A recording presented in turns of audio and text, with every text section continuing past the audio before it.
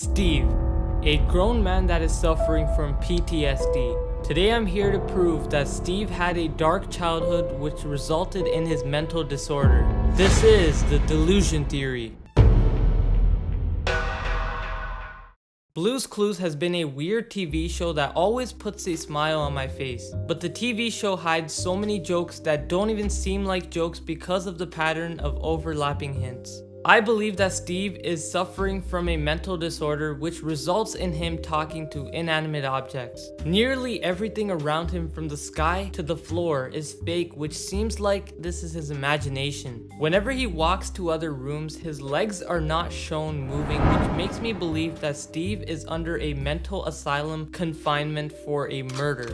I'm thinking that when Steve and Joe were kids, they were abused by their parents, which resulted them to murder them and suffer from PTSD. That could explain why his tangible items are safe. I mean, did you ever see Steve with any sharp objects like knives, scissors, toothpicks? I mean, after all, he is 30 years old. And one thing that bugs me a lot is that Steve interacts with things that aren't even real. He talks to salt shakers, blue dogs that don't even exist, other animals like periwinkle, magenta, shovel, and pails. And this seems like it's out of place, don't you think? I believe that the psychologist advised Steve to stay away from anything that could make him repeat the same offense. This proves that he is a murderer, a cold-blooded killer.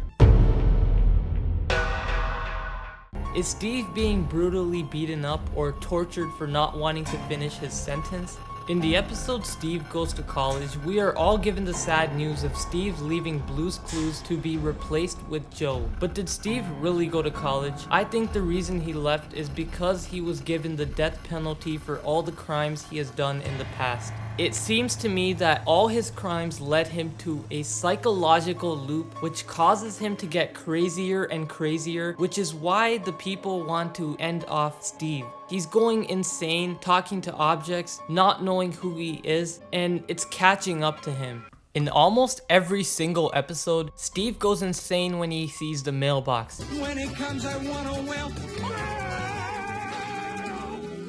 What could be in the mailbox that Steve really wants very badly? Is it a college acceptance letter, or could it be something related to his mental illness? Well, I'm thinking it's something to do with his mental illness and the murders he's done in the past. I'm thinking that since Steve and Joe killed their parents because they're abused, maybe it's a letter that waived off all his charges.